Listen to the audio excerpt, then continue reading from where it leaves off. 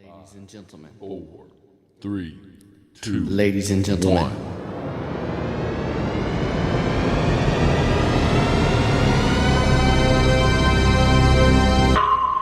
1.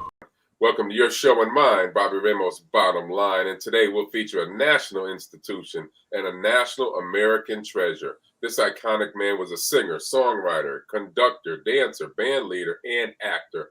He was associated with the Cotton Club in Harlem, where he was a regular performer for over 7 years and became a popular vocalist of the swing era. This American treasure had a career that spanned over 65 years. I don't think you heard me. 65 years. And he led one of the most popular dance bands in the country. And his wildly popular band helped to pioneer jazz, blues, swing, and big band music from the 1930s to the 1940s. And his band included people such as Dizzy Gillespie and Doc Cheatham. This star of stars is the one and only Mr. Cab Calloway. Mr. Calloway not only led the Billboard charts for 5 consecutive decades, but he appeared in stage, film, television appearances, classic movies like Stormy Weather with Lena Horne, Porgy and Bess, and Hello Dolly, just to name a few. After a wildly popular hit, Minnie the Moocher, Mr. Calloway became the Heidi Ho man, known for his scatting, which also, he said, helped him when he forgot the words, which I think is hilarious and also innovative. I never had such a long, lengthy opening for anybody, but Mr. Calloway was no joke. He was the first African-American musician to sell 1 million records from a single and have a nationally syndicated radio show.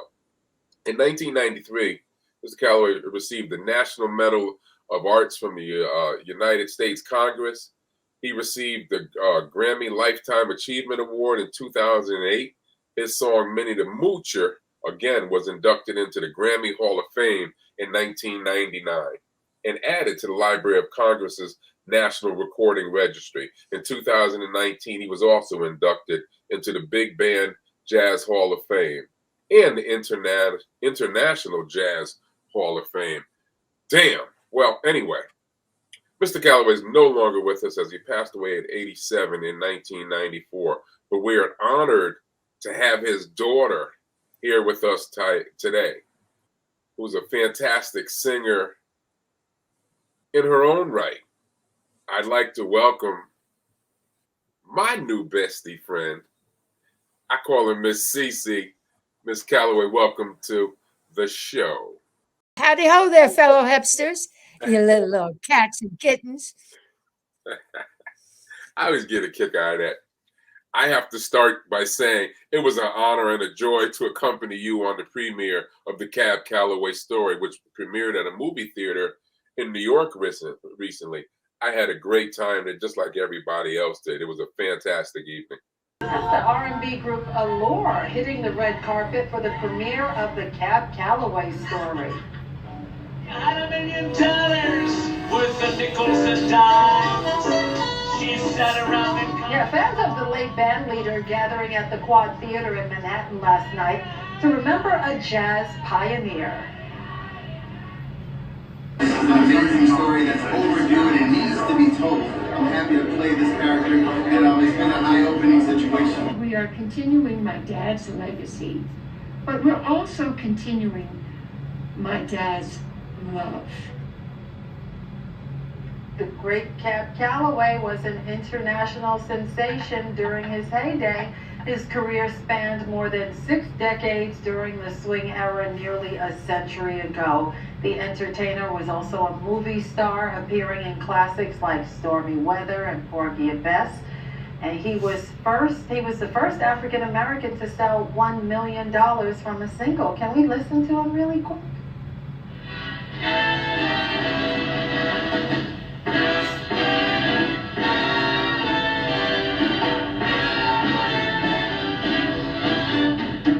Yeah, Cab Calloway left us in 1994 at the age of 86, and thanks to this movie, his legacy lives on. Great entertainer for sure. Oh, that it was. It was a fantastic evening for a fantastic project. The young man that did the project, his name is Kiss, and he really told the story the way that he perceived the story, which is priceless. He never tried to, to impersonate my dad. He just told the story the way that he felt it and by his experiences in his life that through my dad. Coming from such a royal musical family, what was going through your heart, mind, and your soul as you watch your father's life unfold on the cinematic big screen? From 1815 to present. Most importantly, thank you, Kiss. Thank you, darling. Whom, as a little boy growing up, was touched and mesmerized by my dad, his hero.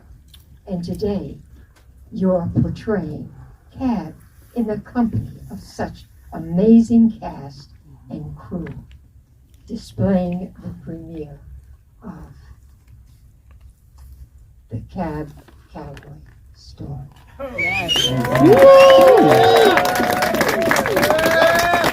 Yes, your personal, incredible story touched me deeply and would like to thank you all, all of you,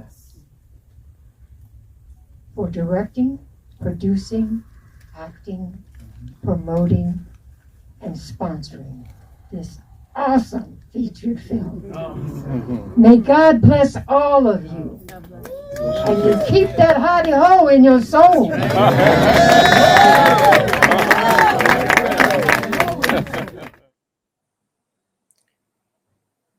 That I so appreciated that this part of his life, this part of his story was being told.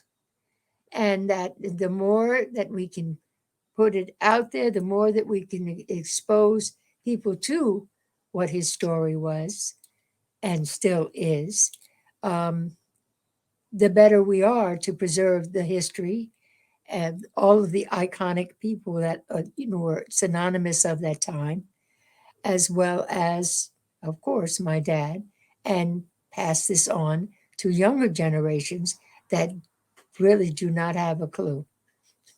Right.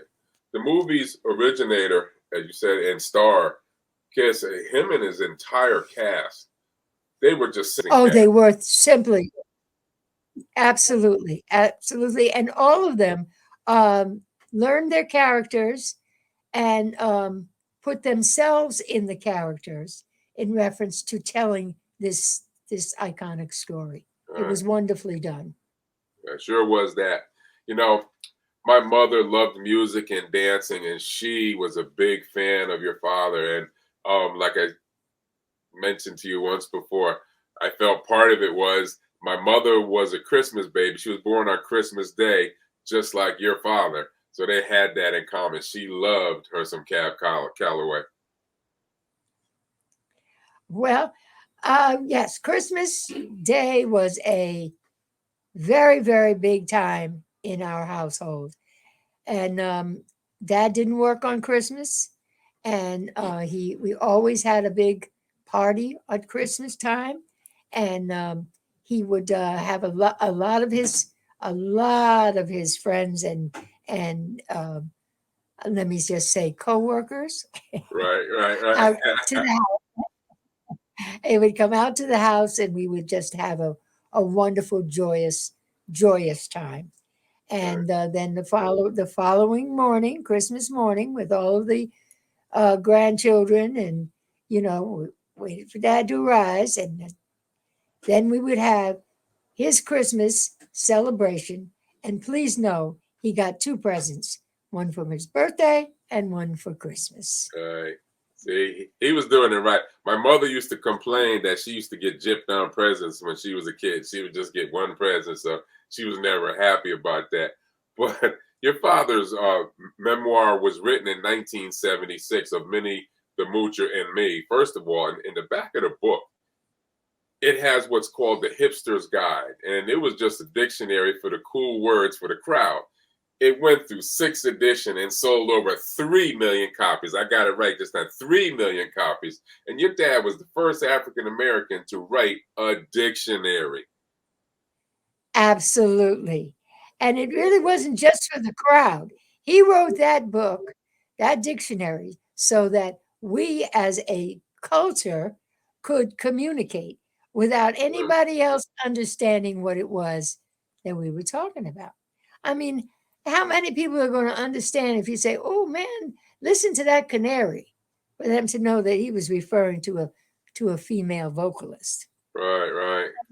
And it kept the mystique for real, but it also enabled us to communicate. Right. That's amazing. Your father was born in Rochester, New York, and it was very interesting to read how he came from middle class professionals. Um, his mother, Martha B, was a Morgan State graduate who taught school, and his father, Cab Calloway, graduated from Lincoln University and worked as a lawyer. So, as your father said in the book, they had status in the Negro community, but that didn't mean that they had money. Because in those days, black professionals were paid a lot less than white professionals at the time. So that must have been a different time period. Well, it was a different time period, but the essence of their education and of their culture, it really enabled them to move forward. Like, for example, for my dad, when his mother was playing the organ at the church, and my dad, who was a bit of a handful, at the age of 6, she used to keep him down by the pedals on the organ to keep an eye on him while she was playing. Right, But right. but from that, at that early age of 6, this is where he learned melody, where he learned your different sounds, your difference between your different chords. He couldn't help but learn it. I mean, hello, and it was wonderful. It was wonderful. And then at time that I don't know if you're aware of the fact that my dad really started out as a drummer. I read that in the book. I didn't know He it till I started, read the book. Yeah, yes, yeah, yes. So um, it worked to their advantage, to say the least. yeah. And Martha Eulalia Reed, my grandmother, I am so very proud to say that is where my name Lael comes from Eulalia. Nice, I must nice I touch. must say that. I'm very proud. Nice touch. It was interesting in reading, about your father's parents being professionals and very their lifestyle. But your father in those younger days, he was a hellraiser. And in reading the book, I like where he was very open about the fact that he was light skinned. He said, and I quote, he had said that he accepted that he was a Negro because he didn't know anything else, close quote. And I thought that was very poignant, especially for the times when there was a lot of our folks crossing over and stuff like that. Your father was very sure about who he was. Absolutely. And not only was he very fair skinned, he's got all this slick, straight black hair, and Right, but that only goes back to where we all really come from. So we have said that indigenous blood in us as well. right. Yeah, that's interesting too. Yeah, So, yeah, I so like it. yeah, Uh, yeah. So yes, he was very, very, very confident with who he was, and he was just living the life, and they worked very hard, and all of the children, looked along that line. uh, um, your father was very energetic, very outgoing, but he stated in the book that the reason why he wrote the book was that he wanted the people to know who he was and that he considered himself a loner. He didn't like big parties and a lot of people all the time, and he considered himself to be shy sometimes when he was off stage. Um, how did you see your father? I saw my father as being a very uh, he was a very private person. You knew when to. He would never not answer you, or if you went to him as one of his children to talk to him or whatever. But Okay. he, depending on what his what circumstances he was in, what situation he was in, yes, he could be very quiet. He's observant, but very quiet. And he didn't really gather. He really didn't like large gatherings unless he was on stage and the lights were on him. Right. Lights on. Yeah. Time to work. Time to work. Absolutely. He was not shy then. Your dad in the book also stated that he had grossed over $9 million in his career, and you folks had a large home in White Plains, New York. Again, one of the first Black families to move in there. Again, your father was a trendsetter in many ways. In many ways. Yes. Well, that's a very interesting story because at that time, from what I understanding, I realized I was young, but moving from Long Island up to Westchester, one of my dad's very, very close friends, which was E. Sims Campbell, and he's the one that did the map of Harlem, Right. and he and his wife and his daughter already lived up in Westchester, which was not dealing with Black folks. Okay, so they convinced my mother and father to move up there to Westchester. So we had a little backup, Right. and Gotcha. but we had to deal with our trials and tribulations there without a doubt. But my mother, who she wasn't having it, if you understand what I'm saying. Yes. She Yes. worked she worked very hard in getting my dad into the community, getting that respect that was due him. And so she went out in the community, worked with adoption services and a lot of organizations, and because the overall vision of this Cab Calloway moving into their neighborhood was this monkey swinging in the trees, eating Right. bananas, singing Heidi Ho, and that just wasn't what was going on. Right. And then when we did move up there, then when we went to school, my sisters and I, we happened to be in the school district of Rockefeller. So we went to school on the Rockefeller estate, and they didn't know anybody with a hue up there. Right. So we had our trials for sure. It's interesting what you just said about your mother, because in your younger days, you enjoyed taking care of people and helping people. So you obviously got that from your mother. I just thought about that by what you said. What I found interesting was your dad had 5 daughters and 8 grandsons. Didn't have any granddaughters, right? He had 5 daughters and 8 grandsons. I just found that to be kind of hilarious. Kind of hilarious. And well, he kept on hoping that he was going to get a boy, but he didn't. And so we said, so the powers that be said, well, okay, Cab, you didn't get a son, so we're going to let your daughters give you all boys. Right. So me and all my sisters, we all had boys, Right. and the granddaughters came later. Right. Because you have 3 sons yourself, right? Yes, I do. Yeah. I have That's 3. funny. Yeah. Yeah. For being such an accomplished musician, your dad he was just a hustler, and he had many streams of revenue.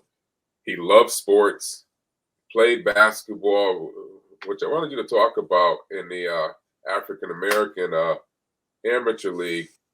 But you had mentioned another time to me how he would perform for the Globetrotters at halftime. He loved his sports, but he loved his music more. But talk about his sports life. well, Dad's acclamation to sports, really, his first love was the horses. Okay. Now he would go to school, and then he would get on the trolley, and he would sell the racing forms. Yes, Uh-huh. he was a hustler. He was working very hard to help his mother out after his father passed. Right. So he would sell the racing forms, go all the way down to the end of the line, Mm-hmm. and then um, if he was going to go to school, but then he would get there for the first race, Right. and then he started to working with walking the hots, brushing them, grooming them. So, and he definitely had a love for the horses, and he was with the jockeys and the trainers. And he often said, if you listen to the rhythm of the hooves of the horses going around that track, Right. he always listened to Huh. that rhythm. So it's just incredible how different things, if you can allow yourself, Right. will how they manifest within your life. Right. That's why I said he was way before his time.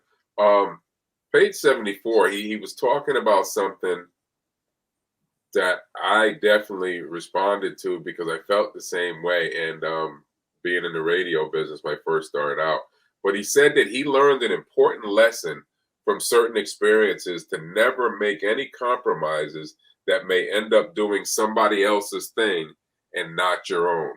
And I thought that was right on point. And to have a person of your father's stature on page 58, yes, he was great friends, and we'll talk about that a little bit later about Bill Bojangles Robinson. But he went into this long talk about Louis Armstrong helping him get his first job in New York. And you don't see too many people who ever dream to get to your father's status be strong enough within themselves to talk about the people who helped them along the way. That just showed me a lot about your pops. It really did.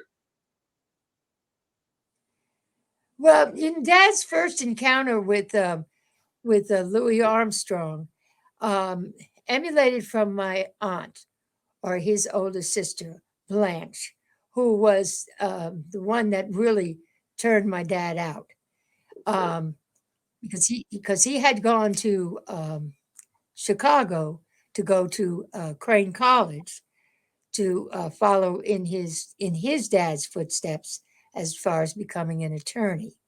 Well, that lasted for a minute, but it didn't last for too long because that's what his parents wanted him to do. And but Blanche was a very good friend and associate of Louis Armstrong, and they were at the Dreamland Cafe in Chicago, which was actually the equivalent of the Cotton Club in New York. That's Okay. what the Dreamland Cafe was in Chicago.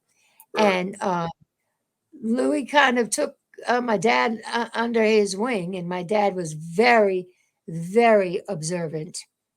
And Hmm. that's where he learned how to scat. That's where he learned a lot of his people skills, his audience skills, and they were very, very close friends. Right. Right. Um, your father worked with a lot of the biggest superstars like himself. He worked with the biggest superstars of the day. And one of them, he had a vocalist in his band in the 1930s, known as the Horn, Miss Lena Horne, who he said in the book, and I quote, she was a tough lady who we had the most respect for, close quote. Miss Horne was very good friends. Matter of fact, when your mother was pregnant, she stayed with her for a little while your father was on the road. Talk about the closeness between your mother um, and Lena Horne. Well, that's such an interesting story because See, my mother and father were like oil and water as far as where they came from. My father being an entertainer and Right. doing what he did. My mother being this cum de laude student from Howard University and working in social services. And she worked for Frank Horn. She worked for Thurgood Marshall. Department And of dad Housing, right? Yeah. and my dad, he just, he was doing his thing.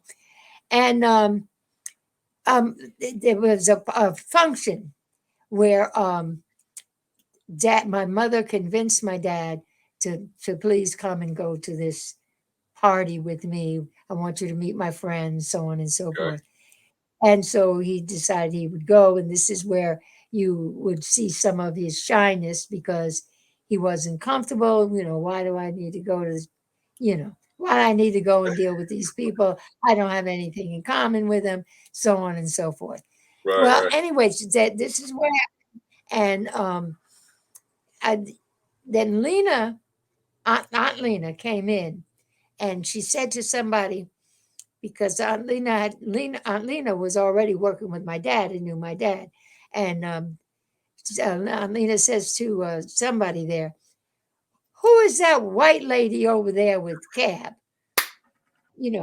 And now, that was a funny line, funny line. Yeah. So Yeah. that Yeah. was, then they met one another, and the rest was history from there. Right. Right. As far as the relationship between um, mom and Aunt Lena, Daddy already had a relationship from the Cotton Club and whatever Right. was dealing with Lena. Now the family was getting larger, and they were beginning to meld, and that's what that whole era was about. Is the families melding? They took care of one another. Right. Also another Yeah. great songstress of those days, page 186. Your father was talking about one of his other singers from the 30s, the late great Pearl Bailey, and he said he didn't always get along with her because she was hard to work with and deal with. But when we were on the train, you said no, they had a different side to their relationship. Speak to that, please. Well, they really loved one another. Pearl, Auntie Pearl, was hard to work with anybody. She had Okay. her own way. She did her own thing. She forget it, the director or this, that, and the other. She was going to do what she was going to do, and she was so proficient at what she was doing, it Right. worked. So when they were doing "Hello Dolly," and they would have the final curtain, and then it would come up, curtain would come up again to make that final bow. That's Right. when Auntie Pearl would step out forward, and she'd have a whole nother 20 minutes where she was relating with the audience, where she was telling us some of her stories. She's doing what she was going to do, and Right. there's no way you could get her off the stage. And I Right. mean, and everybody's tired. They've just done this show, but no, they loved one another. Auntie Pearl was just hard to work with because she was going to do her thing, and that was that. And Regardless. but I mean, regardless, Right. she came out to the house. I mean, no, they were very close. In fact, when she passed, knowing how she was very political, Yes, she um, was. Auntie Pearl, she very political, and when she passed, my dad was totally upset with her passing, but also with the fact that so, there was just so few people that attended her funeral, and he was just devastated by that. He really was, and in fact, he was out of town, and he flew back into town to make sure that he would be there at her funeral. So they you can't always believe what people say, da da da da da. But anybody tell you, if you're gonna work with Pearl Bailey, just get ready, just sit back and relax. Put on your big girl panties, right? Okay, well, I just want to say Okay. one thing in reference to when we were talking about my dad and getting the where he got a lot of different, from the pedals with his mother playing the organ, Right. and then he played the drums, where Right. he got his movements from, Oh, okay. Yeah. where he got that from? Yeah. To talk about that. From a rooster. A rooster. He used to watch the movements of a rooster. Really? Yes, he took the rooster on the road with him. Yes. Wow. Now everybody will have a new meaning to a rooster. Take a minute and watch the movements of a rooster. And that's what's so. Wow. Go ahead. No, that's what's so fascinating. He had a groupie who was a rooster. Yeah. Yeah. The rooster was running the show. You need a new move, Cat? Try this one. Wow. Now, see, over the years, I've heard about certain athletes, especially boxers from back in the day, to work on their speed and quickness. They would chase roosters and chickens around because you can't catch them, and because they move so quick, left, right, and this and that, and that's how they would work on their speed. A lot of old-time great athletes would do that. I did not know the Cab Calloway, but now that you say it, and I've seen him dance a lot, move, yeah, very pronounced, very, very rooster-esque. What's good, family? I hope you're enjoying this amazing journey on the amazing life of an amazing man, told by an amazing daughter. Yeah, Mr. Cab Calloway was truly an iconic Renaissance man before, during, and after the Harlem Renaissance. Cab Calloway was truly a meteor who was a beacon of light for the world, as he stated. He wrote his book to tell us who he was. He used his strength, his talents, and his gifts to show us who he was. And as Maya Angelou said, when somebody tells you who they are, believe them. Cab Calloway, we believe you. And yes, Miss CeCe, your iconic dad does have the moves of a rooster. Let's get back to this incredible story of a legendary man told by his loving and heartfelt daughter, CeCe Callaway, concerning the Callaway legacy. We don't do interviews, we do conversations. Hope you enjoy the rest of the show. Get your popcorn ready, there's more to come. Now, if you look at Michael Jackson. Now, Michael Jackson, we know, is a phenomenal dancer. Right. Michael Jackson and my dad had a wonderful relationship as well. And Michael Jackson got a lot of his moves from watching my dad and dealing with the moonwalk, and there's all kinds of about where the moonwalk started, but they know where it started. Michael and Dad knew where it started, right? Yeah. And then then Dad did the piece with Janet when they did All Right. But one of the most beautiful things that I do remember about Michael Jackson, my dad had his stroke, and he was in the hospital in White Plains. Michael called and asked if he could go up to the hospital and see my dad. Really? My dad is in a coma right at this point. Right. And well, yeah, we'll sneak you in, we'll get you in there, and so on and so forth. He must have sat with my dad for an hour. Wasn't anybody in there but just him and Dad. Right. And to show the warmth and how people do communicate. Right. There's some things we'll never know until it's our time to experience them for ourselves. But I do know this: the heart in Michael Jackson only attached to the heart of my dad, and they so communicated. And my dad was in a coma. Wow. And it was just that was just a wonderful, wonderful experience. Yeah, it sounds like it. Thank you very much for that. Wow.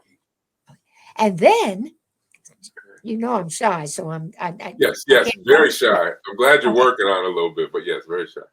And then after he left the hospital, Michael, that is, right, he came over to the house, and he sat there with us for maybe an hour, hour and a half. Michael Jackson and his whole thing, his whole karma, his whole love and where he was coming from, in so many ways, he and my dad related from the inside, Wow. and it manifested itself on the outside because they both are prolific entertainers. That's the word at. Man, that's Yes, amazing. That's yes. amazing. I had no clue about that. Well, you keep me talking long enough,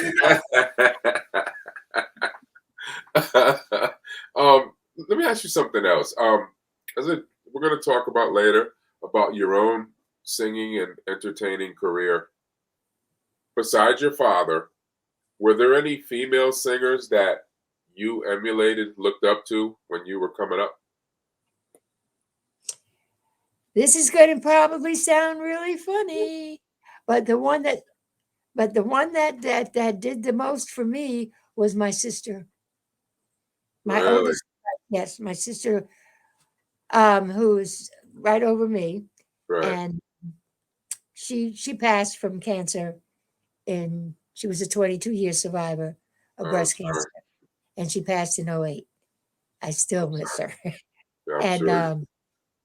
but I was her biggest fan. I Uh, mean, I went to plays with her and rehearsals with her, and I would do her clothes, and because she did summer stock and whatever. Then she went to school for. But if you and that one, maybe I'll let you listen to some of my sister. Um, just kidding, just kidding, just kidding. Um, she oh goodness. Yeah, there were others, others that I liked, but I just could relate to my sister so much. And she in turn, in time, she started working with my dad as well. And Right. like I said, she was in Hello, Dolly. She was, see, I had children. She didn't have children at that time. Right. So anyway, we're mixing up stories here. But anyhow, now, as far as a singer is concerned, or I never, I just appreciated everyone, whatever their style. If there was something that if there was a song I liked, I'm a great mimicker. I I can, knew you were going to say I that. I knew what I that. did, what I did. I love my sister and she loved me, but I What? was, but I was that one. She Uh, had this little singing group when they were in their teens. They had a little singing group. That was back in the day when they had all these singing groups. The Chantels, the right. Supremes, the Batatas, and they would have their little rehearsals, and they'd be singing they're doing their little harmonies, and I would just be all up in the middle of that. I knew every part. I knew everything that everybody was doing. And then we finally said, "Would you just go away? Just go away." Go chase a rooster.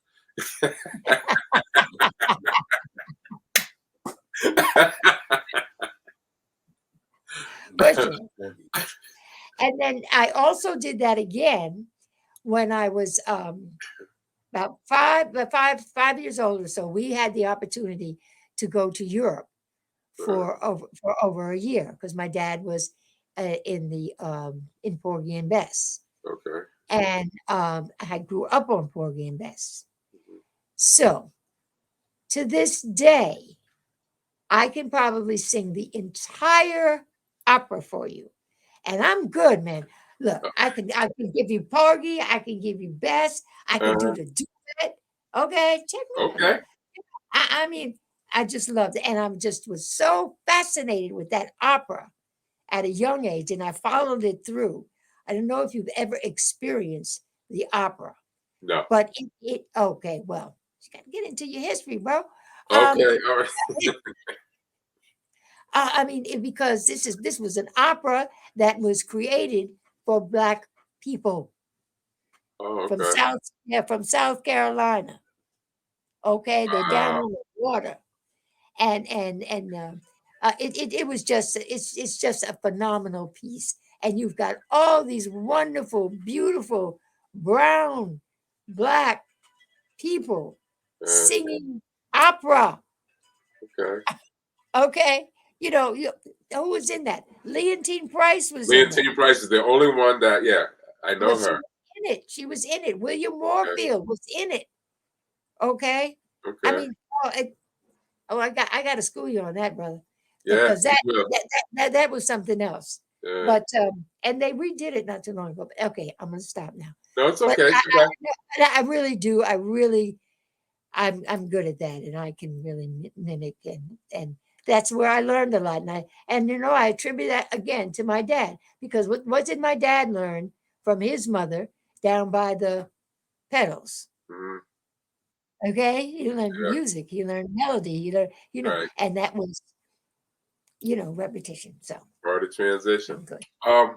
Is there anybody over the years, whether they're current or 10 years ago, who really has impressed you? Whether it was Patti LaBelle or Shaka, is there anybody who you said she can blow? Oh, there's a lot of them that can blow. I Right. mean, I couldn't just bring it down to one. Okay. Like I said, it depends Well, on what they're doing. Look, I'm a Tina Turner fan. okay. Okay, I mean, I take Tina Turner anytime, Well, that's because you anytime. had legs like her. That's why. Hello. Absolutely, darling. Absolutely. No, love Patti LaBelle. I was always a big Nancy Wilson fan. My mother Okay, loved because her. Yeah. I love the way that she does her intonations, how she, okay. I'm a big Nina Simone fan. I mean, I go to all different directions. Loves Ella. Okay, give me Sarah Vaughan. Right. Give me Lena Horne. And nobody can do it like Miss Horne. Right. Miss Horne did it up to the until she said that's enough. I can't do this no more. Right. And I just loved her attitude. Not her. It was her mannerisms. Right. But I mean, I can go on. But the biggest thing for me is that I respect all of them in reference to what they do, Right. and was always looking to see what I could learn from others. Not I don't have to be them. I don't have to look like them. But learn from them, their skills, their it could be how they sing this note, or how Right. they say that word, or it's always a continuous learning process. But the key to me has always been, it's got to come from the inside. From the heart, and you are a very heartfelt person. Just everything you say and everything you believe comes from your heart. It's very obvious. Absolutely, absolutely, and it's coming from my heart right now. And Yes. make sure you do one thing: What's that? you keep that hideo in your soul. I would definitely do that. No doubt. I ain't chasing no roosters, but I'll keep the Heidi Ho in my soul. Thank you very much, Miss CeCe. I appreciate it. Love you. I love you too, darling. And it's amazing to look back and think that it was unheard of that a black man in his early 20s was leading his own band in the 1930s. And that's just what your father was doing. This was the 1930s, and he was in his early 20s, and he had this big band. That's just unheard of. Yeah, absolutely. It was unheard of. Not only did he have, not only was he leading the big band, but he was managing the big band, and he was taking this group, taking part of our culture that's coming out of, yes sir, yes sir, man, yes sir, master, so on and so forth, and instilling in them self-respect. Right. You don't talk like that. You don't, and now don't get me wrong. They were not running around with halo and wings. That's Right. not what I'm saying.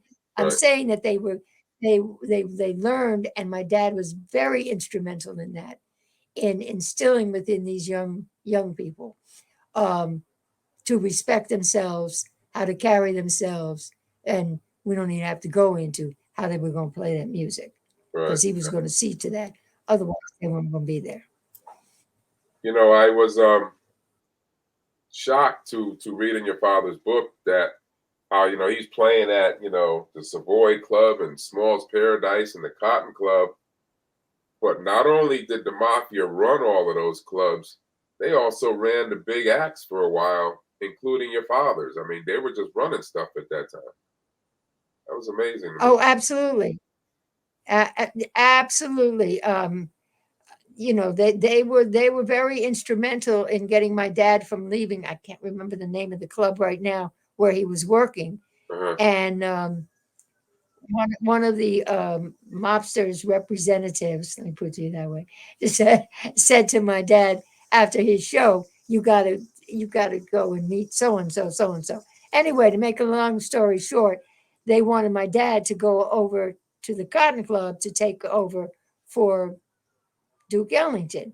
Mhm. And you know, dad being young and whatever. Oh no, I can't do that, man. I got a contract here. I got a manager here.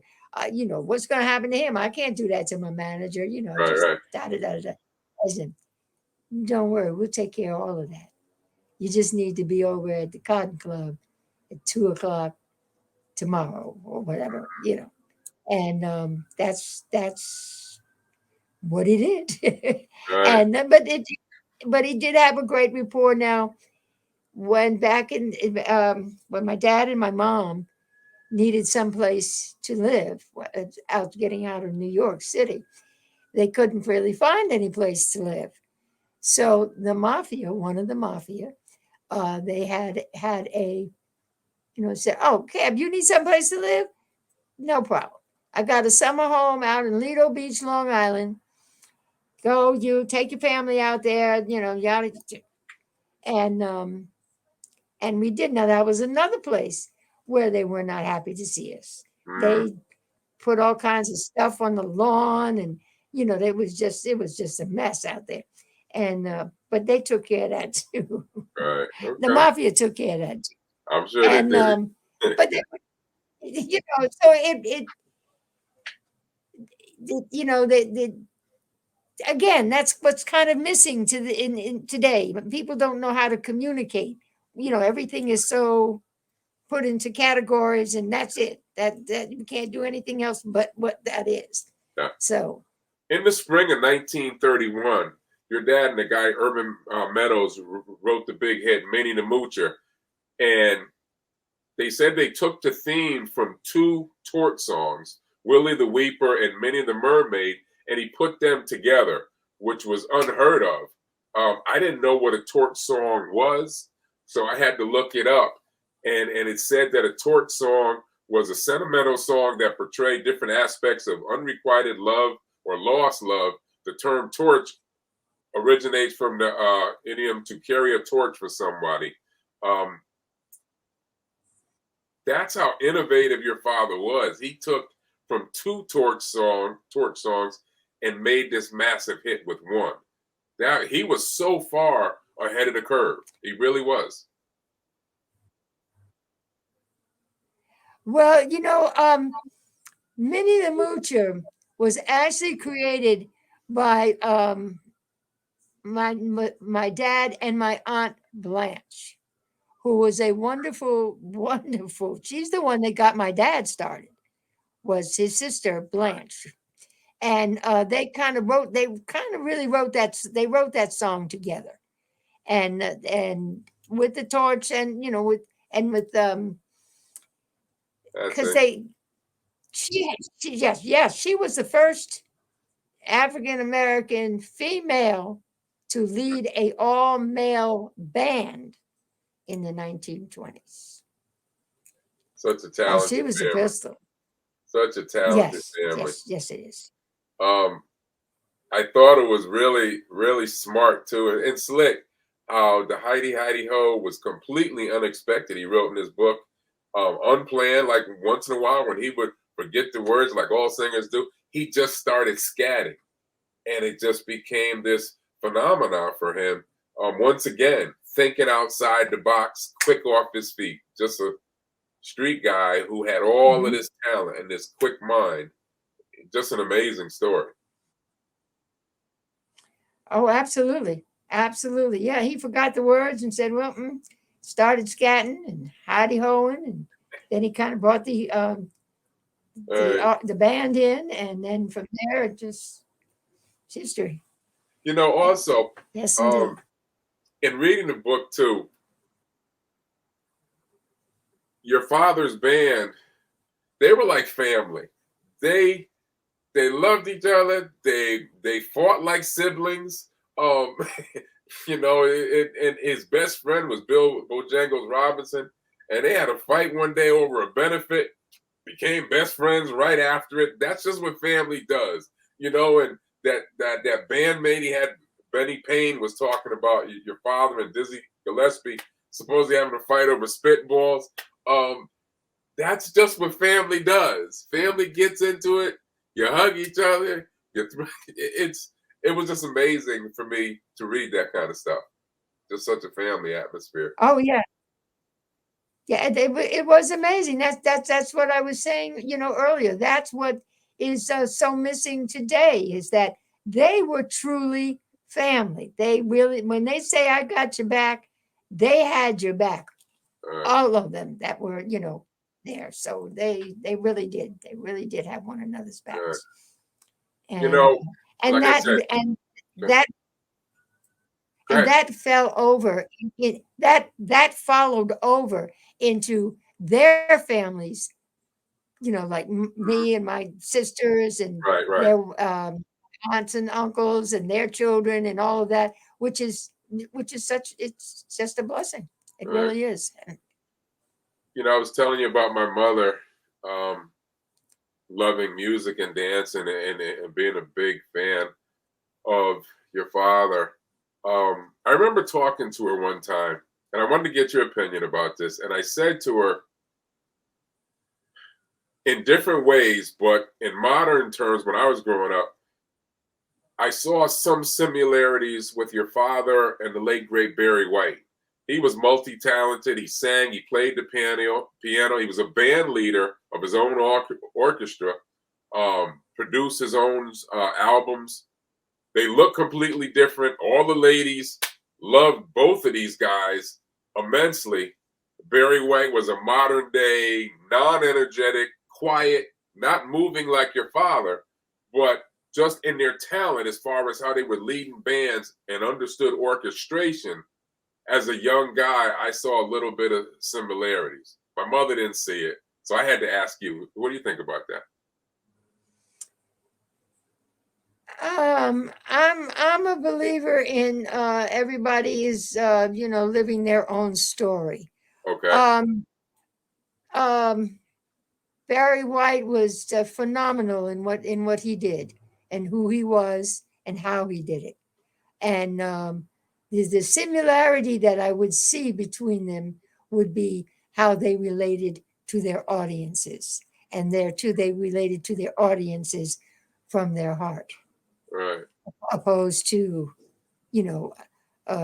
what's going on. A lot of other folks would just look at me as a look at me show, not really dealing with the art of music, which is what Barry White did, which is what my dad did. And there's some others, but that would be the major similarity that I would see between the two of them. All right.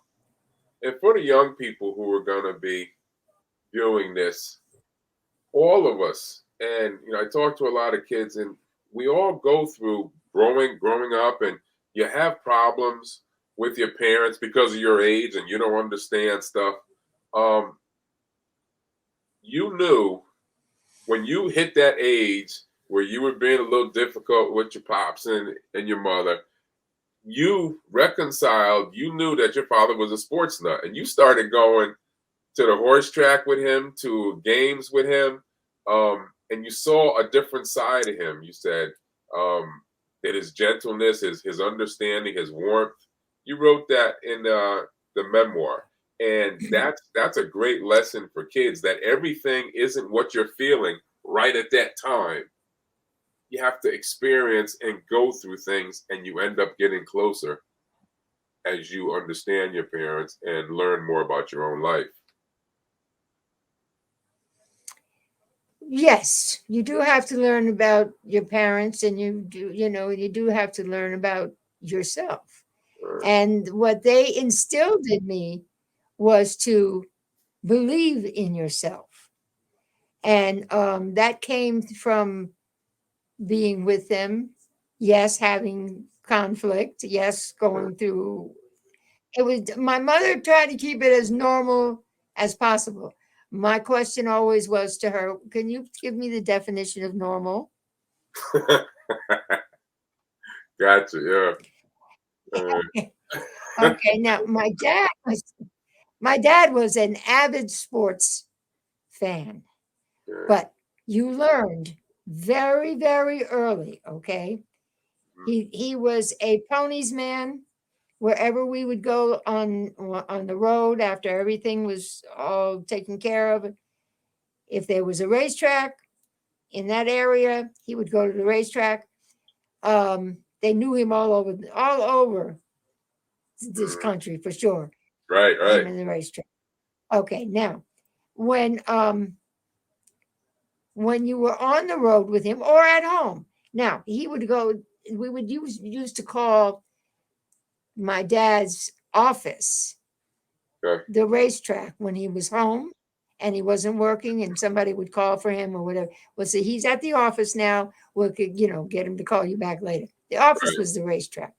Now he would be at the racetrack all day, or when they started in the afternoon, and then he would come home, have his, dinner. Dinner would be ready, whatever, and then he would watch the races again on the Wow. television. Wow. Well, now number two. When you learned how I learned a lot about sports was from my dad, because my dad would not listen to any of the commentary Yeah. on any sport. Really? We watched it silence. He would get so annoyed. How do they know what he's thinking?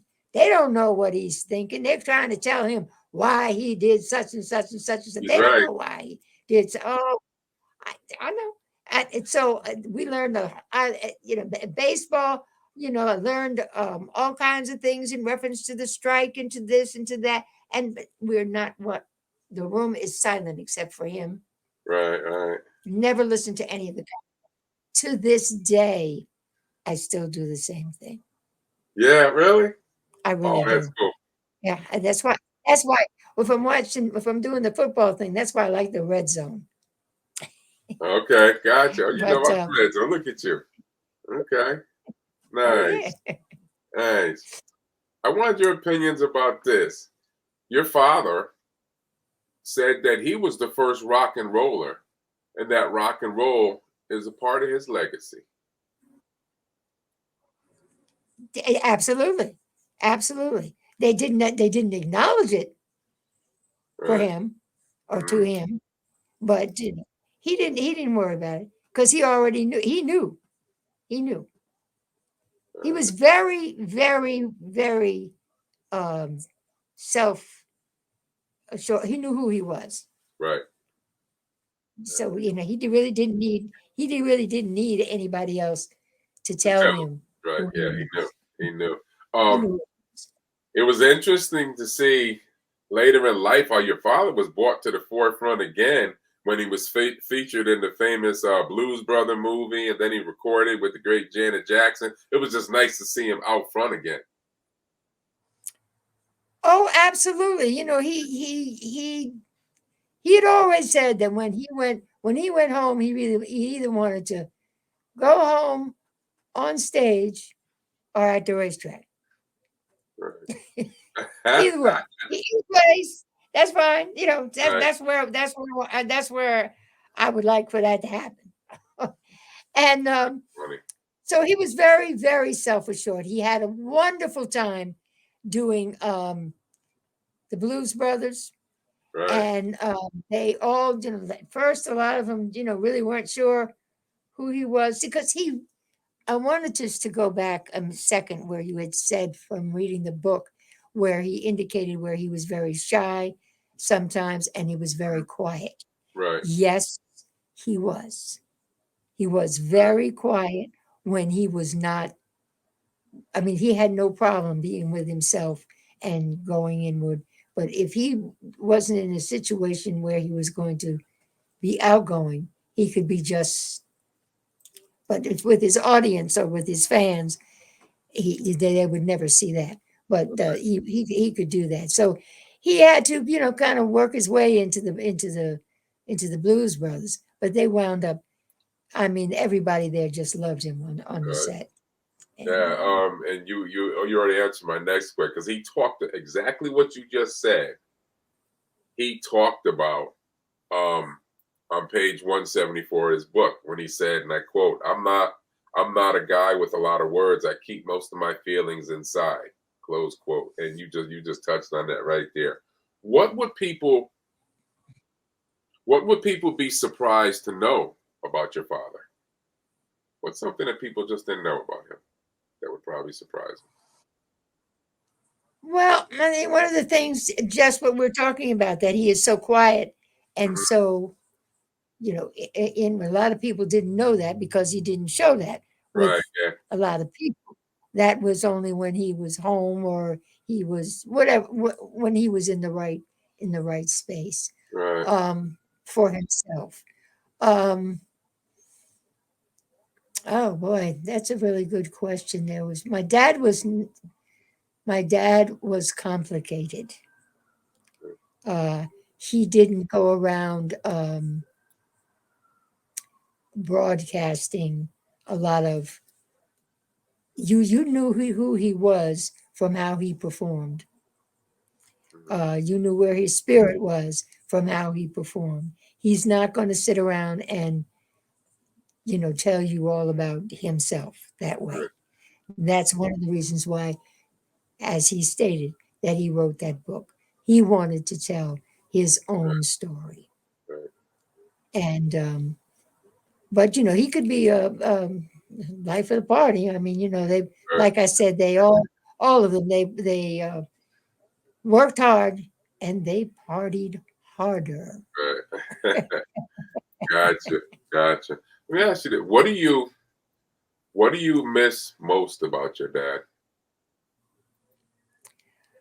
The security of knowing that he was there, Mm, um, the knowing that if I needed some advice, if I needed some strength, if I needed some support, um, he might not give it to me the way I wanted it, but he would give me that. He would give me that. He right. was always honest, and his thing was to instill in all of us girls to believe in yourself and to know who you are and to do what you need to do for yourself first, and then you can move on. So I miss him. I miss his like I said, his advice. And Right. I always know that I have his love. So I Right. can't say that I miss that because that's still with me. Right. What do you're all about the Callaway legacy. What do you want people to remember most about your dad? Um, well, his honesty, his. I really want people to understand his tenacity and what he really, really went through. I mean, a lot of people just look at him as being this gregarious, just yeah, Bigger than life.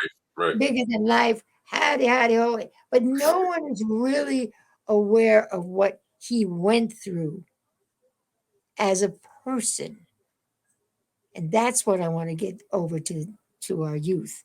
As a person, to get where he got. It was not easy. He hustled, he sold newspapers, he shined shoes, worked in restaurants. He took care of his family after his dad died. Took care of his sisters and his mother, and I mean, and then his grandfather. He was a hustler. I mean, it's a very, very interesting story. But what I like about it and why I want to pass it on is so that we can see what the children can see what our ancestors went through. Just speaking of my dad, what he Right. went through to get where he is, where he got to be, Right. and that they can do the very same thing. Right. That's great. You went on to be quite a performer and singer yourself. What do you enjoy most about it? Relating to engaging my audience. Yeah. I loved engaging. I love being with my audience. I love just to, and you already know where I got that from. Yeah, I think so. You think so? Yeah, I'm glad you've been working on your shyness lately, but yes. Yes, I am very, very shy. You know that. And then on the other side, I've been getting seriously into storytelling, and one of my main things I love to do is to work with children Right. of all ages, because I know children. We never once we lose the child within ourselves. I don't care if you're 90, is a wrap. Right. You need to keep the child going because that's what keeps you. And Young, yeah, relevant, yeah, yeah. and I love working with children. I Right. love their freedom. I love their little sponges. They listen, and then I give them the opportunity to engage not only with me, but to engage with themselves. Now, you become so and so, so and so. We'll talk about this person. We'll talk about this hero, Right. and then and then say, okay, now take a minute. Now that we've read it and it's got a little history, now you become that person. Right. That's Go great. to the book, pick out which one you become it, and it's so rewarding. That's just the epitome to me, and then to just to really to relate to them. You see, I have a hard time talking, Yeah, and okay. I talk. Yeah, I'm being funny, and Yes, I know. they like I like to talk, and then I like to give them the opportunity to talk. But I want our children to know from whence they came. If you don't know where you came from, you're surely not going to know where you're going. And that's through, and you can't just give them a book, or that Right. they're so tired of just hearing about, you know, I don't mean any harm, but just Martin Luther King or this one or that one or that one. That I mean, do you know? Do you know who made the traffic light? Right. Yeah. Do you know about Cab Calloway? Do you Benjamin know Banneker. about Right. Duke Right. Ellington? Right. Yeah. Oh, yeah. Do you know about Chick Webb? Hey, now, I mean, and you uh, wake them up, and they can begin to touch what's in them, that what their calling is. But if they're not exposed to it, what's going to happen? Right. What is happening? That's what's going to happen. Is Right. what is happening now, which Sure. 100%. isn't Yep. too good. Talk to me about your latest recording, I Do Believe. Talk to me about that. Well, the song was written for me by Michael Mills, who is my manager, and he's a songwriter and very, very proficient musician Yes, yes. and composer. And what he did was that song that I told you that I did with my dad when I was 9. Mm-hmm. He listened to that song, and then he incorporated that song into into I Do Believe. And what we're talking about within that song is that you believe in yourself. I relate to talking about my dad being a rock and roller, Casanova, all of the above, Uh, but then I relate also in that song the fact that, he's gone home. He's always here, but he's gone home. And I relate to Little Child, which talks about the bluebird. Whenever I see a bluebird, I know my daddy is around. He's the one that taught me that the world was round. And I'm really thinking of it's just a fabulous way that he took it and he entwined it with melded it together. mhm. And I like that song because I'm feeling that song. I'm feeling it from my spirit, and I want everybody else to feel it so that they need to know the most important thing for you to do is to believe in yourself. You don't believe in yourself, it's a wrap. Right. It's a wrap. But we're not being but the majority of folks are not being taught that or being exposed to that. No, what you are is you work on your cell phone, you work in front of the computer, you're Yes. digitized. Pretty soon they were going to be robotized, Yep. little clones and robots running around here. There's no feeling, no grasping and dealing with humanity. And that's all of where I'm coming from. I'm coming from love because that's the most important thing in this universe. That's why we were created, was to love one another, not all of this ridiculous stuff that's going on now. And it's a travesty. But anyway, I won't go on that tangent. I'll I, just stay very, I agree with you. Tell, very tell me positive. about the 1815 project. It's truly something to behold. Talk to me about that. Oh, absolutely. Well, I'm a historian to a certain degree as well. And I went back into my family's legacy. But I decided I was going to see what I could find out going back further than the story that you hear. So I found all of this information. I went back to 1815 to the Callaway Plantation, which was in Nelson County, Virginia. Okay. And it was a plantation there that my Cabell the First was born from slaves on this plantation. And the name Callaway, which I explain in my story, comes from the Callaway plantation's last name. Cabell is the mother's maiden name, so they named him Cabell Callaway the first on the plantation. And then I chronologically continue the journey. And what makes it even more exciting is that we have taken and we have um, taken the music, the American music history as well. We have put a little taste of that in there, and Nice. we have correlated it with that time.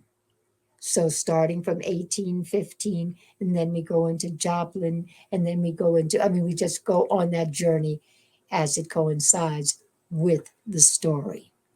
And I go through the whole story all the way up when they migrate, they go to Rochester, they migrate to Maryland, and people they're just gonna have to listen to it. They're gonna have to listen.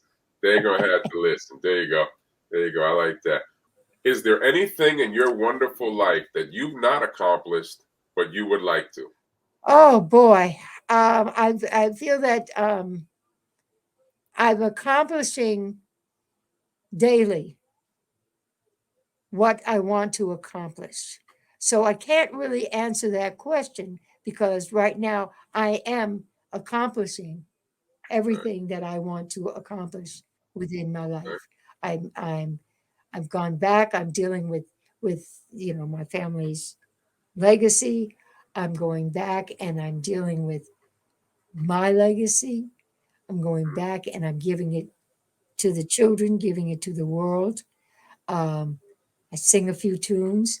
I love to storytell. Um, I have a wonderful family. I have 3 wonderful boys and a whole slew of grandbabies. Right. And so I'm good. I don't think there's anything the main thing that I want to accomplish the main thing that I want to accomplish is what I'm working on every day. And then to pass that on to the next level of Callaways, then the next level, with my children, my grandchildren, Gotcha. and that holds true to all, to everybody.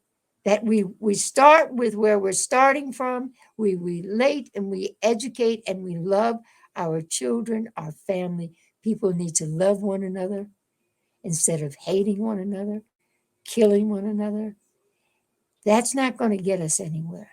That would be my major accomplishment because all I'm about is love. What do you think your dear dad would have to say about your illustrious career and life? Oh, well, he'd say, well, hey, girl, you made a few mistakes, didn't you, girl? Okay. Okay. And then I would say, well, I learned from the master. Gotcha. See, that's why I stayed in trouble all the time when I was little. I see. No. I see. As my mother used to say to my sisters, "You're smart tail, just smart tail." So she used to always say that to them. Again, No, I okay. think that he would. I think that he would be. He would be proud of what I have accomplished, what I am accomplishing, because he would know that I am believing in myself, and I have become tuned into what my purpose is, and that would make him very, very proud. That leads to my last question. Many, many, many years from now, when you approach the pearly gates, what do you think the first thing your father's going to say to you? Howdy ho! Oh, that was a setup, and I did not know. I should have known that one. I should have known that one. Wow. Oh, Miss CeCe, you are, like I told you, you're not a trip, you're a journey. I hope you enjoyed this conversation at least half as much as I did. Thank you very much for your time today. Continued happiness and health to you and yours. Well, thank you. And I want to thank you 100,000 times. No, I'm thank you like we did with Minnie. She had $1 million worth of nickels and dimes. You to me are worth $1 million. You are to me, you are worth $1 million. Just by your smile, your support, and what you have done for me. And we've only just begun. Yeah, there you go. I like that. I wasn't joining in because I can't sing. But anyway, family, to find out more about Miss Callaway, go to the Cab Calloway Foundation.org. Once again, Cab Calloway Foundation.org.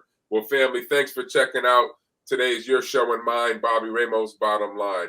As you know, I don't do interviews, I do conversations. I don't want to be a man of power, but I do want to be a man of purpose.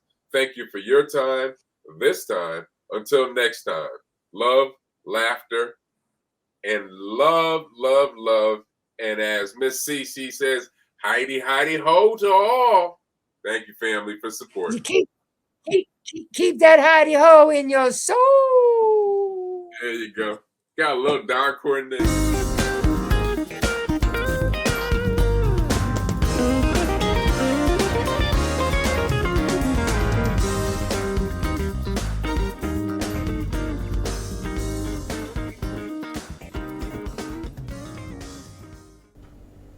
Love you, Lil Bobby, forever.